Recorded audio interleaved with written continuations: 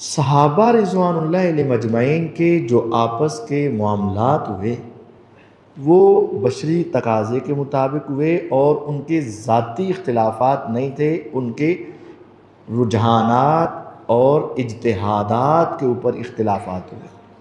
اب ان کو ایسے بیان کرنا جس کی وجہ سے ایک کی عزت بڑھانے کی کوشش کی جائے اور دوسرے کا مقام کم کرنے کی کوشش کی جائے تو یہ جائز اور درست نہیں ہے۔ لوگ کہتے ہیں قاری صاحب آپ یہ بات کیوں کرتے ہو کہ ان کے مسائل آپس میں ڈسکس نہ کرو؟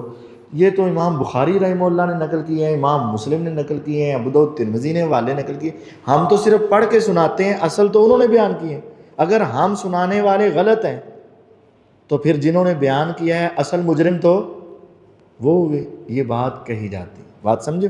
جب ہم کہتے ہیں کہ ان کے مسائل کو خطبات میں، دروس میں، جمعوں میں ڈسکس نہیں کرو، اس کی وجہ سے بعض صحابہ تمہارے نزدیک جو ہیں ان کا مقام بڑھ جاتا ہے اور بعض صحابہ کا مقام تمہاری نظروں میں گرا دیا جاتا ہے، انداز اپنایا جاتا ہے، تو یہ درست نہیں۔ تو وہ آگے سے کہتے ہیں نہیں قاری صاحب یہ تو تم ایسے ہی بات کر رہے ہو، اگر ہمارے اوپر اعتراض کرتے ہو تو یہ اعتراض کس پہ کرو؟ امام بخاری پہ، امام مسلم پہ، امام ابو داؤد پہ، امام ترمذی پہ۔ انہوں نے پھر کیوں بیان کیے جی اختلافات؟ تو اس کے دو جواب ہیں۔ پہلا جواب یہ ہے کہ کسی محدث نے اس انداز میں باب باندھ کر یا مسئلہ یہ اخذ کیا ہو کہ دیکھو جی دونوں کی جنگیں ہوئیں لہذا یہ ہوا وہ ہوا، انہوں نے اس سیاق اور اس انداز سے کبھی بھی ان کے آپس کے معاملات بیان نہیں کیے۔ انہوں نے جس انداز میں بیان کیے ہیں وہ انداز اور ہے، اور جو انداز تم اپناتے ہو وہ انداز اور ہے۔ مثال ایک یہی ہے، سیدنا عبداللہ بن عباس رضی اللہ تعالی عنہ کی ایک حدیث ہے صحیح مسلم میں، کتاب البر والصلہ، باب من لعنہ النبی صلی اللہ علیہ وسلم او سبہ او دعا علیہ ولم یکن لہ اہلا لذالک کان لہ زکاۃ و اجرا و رحمۃ۔ نبی کریم صلی اللہ علیہ وسلم نے سیدنا عبداللہ بن عباس رضی اللہ عنہ کو بھیجا، جاؤ معاویہ رضی اللہ عنہ کو بلا کر لاؤ، میں نے کیا لکھوانی ہے؟ وہی لکھوانی ہے، حدیث لکھوانی۔ وہ گئے بلانے کے لیے تو وہ کھانا کھا رہے تھے، تو واپس آ کر بتایا کہ وہ کھانا کھا رہے ہیں۔ آپ نے کہا دوبارہ جاؤ اور جا کر بلا کر لاؤ۔ وہ گئے، واپس آئے اور آ کر بتایا کہ وہ کھانا کھا رہے ہیں۔ آپ نے پھر کہا جاؤ جا کے بلا کے لاؤ۔ وہ گئے، واپس آئے، پھر بتایا کہ وہ کھانا کھا رہے ہیں۔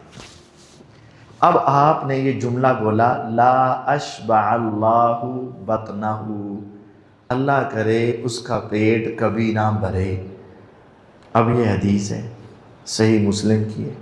اب اس کو جو صحابہ کے دشمن ہیں کس انداز میں بیان کرتے ہیں؟ دیکھو جی نبی کریم صلی اللہ علیہ وسلم بلا رہے ہیں، اس کو کھانے کی پڑی ہوئی ہے، وہ کھائی جا رہا ہے، کھائی جا رہا ہے، کھائی جا رہا ہے۔ میرے آقا 3 مرتبہ بلا رہے ہیں اور وہ ایسی بدتمیزی کر رہا ہے کہ وہ آنے کے لیے تیار نہیں، حضور کی بات ماننے کے لیے تیار نہیں۔ پھر آپ نے ان کو بد دعا دے دی، اللہ کرے اس کا پیٹ نہ بھرے۔ پھر وہ ساری زندگی ان کا پیٹ نہیں بھرا، اتنا بڑا دیج کا لایا جاتا وہ سارا ہی کھا جاتے۔ سب سے پہلے جس نے بیٹھ کر خطبہ دیا وہ معاویہ تھا، وجہ یہ تھی پیٹ اتنا بڑا ہو گیا تھا کہ اس سے کھڑا ہی نہیں ہوا جاتا۔ یہ ساری آگے کہانیاں بنا کر اب حدیث کو اپنے رنگ میں پیش کیا جاتا ہے۔ حالانکہ یہ حدیث صحیح مسلم میں جس سیاق اور جس انداز میں ہے وہ دیکھا جائے، وہ سیاق اور انداز کیا ہے کہ امام نووی رحمہ اللہ نے اس پر باب باندھا، باب من لعنہ النبی صلی اللہ علیہ وسلم او سبہ او دعا علیہ ولم یکن لہ اہلا لذالک نبی کریم صلی اللہ علیہ وسلم اگر کسی پر لعنت بھیج دیں یا کسی کو سخت ڈانٹ دیں یا آپ کسی کے لیے بد دعا کر دیں اور وہ اس بد دعا کا مستحق نہ ہو، تو وہ کلمات جس کی وجہ سے اسے تکلیف ہوئی، آپ نے ڈانٹا اور وہ اس ڈانٹ کا مستحق، آپ نے لعنت کا لفظ بول دیا اور وہ اس کا مستحق، تو اسے سن کر کیا ہوگی؟ اگر کوئی استاد آپ کو جھڑک دے اور آپ کی غلطی نہ ہو تو آپ کو کیا ہوتی ہے؟ تکلیف ہوتی ہے نا۔ تو اگر پیغمبر علیہ السلام کسی کو ڈانٹ دیں، جھڑک دیں، بد دعا کر دیں اور اس کا مستحق نہ ہو، تو پھر وہ کلمات اس آدمی کے لیے اجر، گناہوں کی معافی کا باعث، اللہ کی رحمتوں کا نزول اور روز قیامت اللہ کے قرب کا سبب بن جاتا ہے۔ یہ امام صاحب نے باب باندھا۔ پھر امام مسلم رحمہ اللہ نے باب تو نہیں باندھے تھے، لیکن حدیثوں کی ترتیب ایسے لگائی، پہلے 9 حدیثیں یہی بیان کی، اے اللہ میں ایک انسان ہوں، مجھے غصہ بھی آ جاتا ہے، میں خوش بھی ہوتا ہوں، کبھی کبھی مجھ سے غصے میں، نادانی میں کچھ کلمات کہہ دیے جاتے ہیں جس کا وہ مستحق نہیں ہوتا، تو اے اللہ میرے کلمات ان کے لیے بد دعا نہ بنانا، بلکہ کلمات کی وجہ سے اسے تکلیف ہوگی، اس تکلیف کے عوض اسے اجر دینا، رحمت دینا، روز قیامت اپنا قرب عطا کرنا۔ یہ پہلے 9 حدیثیں بیان کی اور اب اس کی مثال بیان کی۔ امام صاحب نے پہلے یہ 9 حدیثیں بیان کی اور اب اس کی کیا بیان کی؟ مثال کہ دیکھ لو حضور علیہ السلام نے یہاں معاویہ رضی اللہ عنہ کو برا بھلا کہا اور وہ اس کے مستحق نہیں تھے، تو یہ کلمات ان کے حق میں کیا بن گئے؟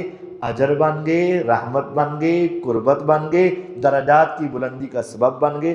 امام صاحب نے مثال کے طور پر وہ حدیث بیان کی اور انہوں نے پچھلی حدیثیں بھی بلا دیں اور اگلی حدیثیں بھی بلا دیں اور جو انداز تھا وہ بھی بلا دیا اور اس کو اپنے مطلب کی کر کے بیان کر کے کہا دیکھو امام مسلم نے غلطیاں نہیں بیان کی، تو لہذا ہم بھی کیا بیان کریں گے؟ صحابہ کی غلطیاں بیان کریں گے۔ حالانکہ امام مسلم رحمہ اللہ نے بطور غلطی اس کو بیان نہیں کیا، بلکہ کس کے طور پر بیان کیا؟ مثال کے طور پر۔ تو یہ لوگ ان احادیث کو اپنے مطلب کے انداز میں، اپنے مفہوم کے انداز میں پیش کر کے غلط باتیں صحابہ کی طرف منسوب کرتے ہیں۔ الحسن اسلامک سینٹر